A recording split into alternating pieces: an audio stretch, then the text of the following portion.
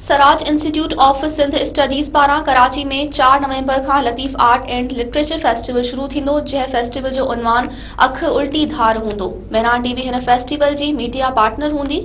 Karachi arts council में सराज institute of Sindh studies तरफ़ां 4 ऐं 5 नवंबर ते चोथों Latif art and literature festival मुनक़द थींदो।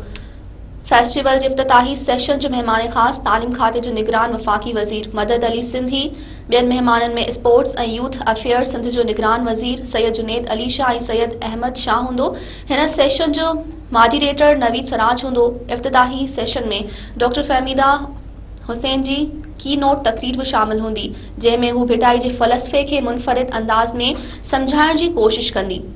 पहिरें ॾींहं जे सेशन में लतीफ़ हिकु अवामी शाइर, current issues and challenges in education of Sindh, Bhitai नौजवाननि जो शाइर, लतीफ़ 21वीं सदी में मीट द मीडिया पर्सन, पराडो सुई सॾ सराज, सिंध जी न्याणी जी दर्दनाक कहानी, सिंध में औरत जी हैसियत, शाह जूं सोरमियूं, बाइख्तियार औरतूं, छा लतीफ़ जे मर्तबे जे शाइर खे हिकु रुख़ में पेश करणु मुनासिब आहे, सिंध जे नौजवान टही जो मुस्तक़बिल समेत ॿिया सेशन शामिल हूंदा।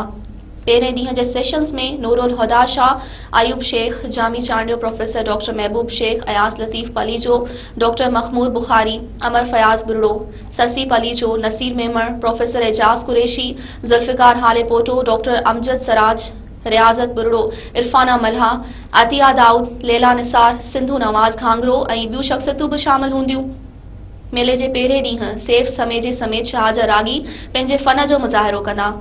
Latif art and literature festival जे ॿिए ॾींहं ते बि मुख़्तलिफ़ अदबी वेहकूं थींदियूं, जिन में लतीफ़ जी शाइरी जा मुख़्तलिफ़ पहलू, मोहब्बत वारी मेहनत, लतीफ़ जो निरालो अंदाज़ ऐं ॿिया सेशन शामिल हूंदा। इन खां सवाइ मुख़्तलिफ़ मौज़ूअनि ते मज़ाकरा थींदा, जंहिंमें बर्क़ शख़्सियतूं, अदीब, दानिश्वर ऐं मुख़्तलिफ़ शोबनि जा माहिर पंहिंजा ख़्याल वंडींदा।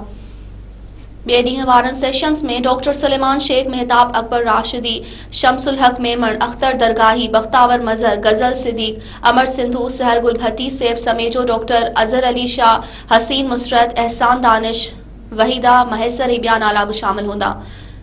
चौथीं लतीफ़ आर्ट ऐं लिटरेचर फेस्टिवल में सिंधी खाधनि जा स्टॉल, शाह जी राग सां गॾु लोकगीत, सिंधी कलाम, सिंधी ड्रामो ऐं फिल्म, मुशाइरो बि शामिल हूंदो। मुशाइरे जी सदारत ताज जोयो कंदो, जंहिंमें डॉक्टर सहर इमदाद, डॉक्टर अदल सुमरो, सुल्ताना वकासी, अयाज गुल, बख्शण मेहरानवी ऐं ॿिया शाइर हूंदा।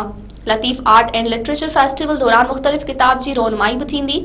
फेस्टिवल जे आख़िरी ॾींहं ते म्यूज़िकल प्रोग्राम बि मुनक़द कया विया आहिनि, जंहिंमें शाह जा फ़कीर मंठार जोड़ेजो, सकीना जोड़ेजो, राशिद हैदरी, फ़हीम अलड़ फ़कीर, शकीला नून ऐं ॿिया फ़नकार पंहिंजे फ़न जो मुज़ाहिरो कंदा। Latif art and literature festival में सिंध जे चित्रकारनि जे आर्ट जी नुमाइश, किताबनि जो मेलो, सिंधी सक़ाफ़त जा रंग, रिलियूं ऐं खेस बि नुमाइश लाइ रखिया वेंदा। Saraj institute of Sindh studies पारां थींदड़ चोथे लतीफ़ आर्ट ऐं लिटरेचर फेस्टिवल जे मेहरान टीवी मीडिया पार्टनर हूंदी।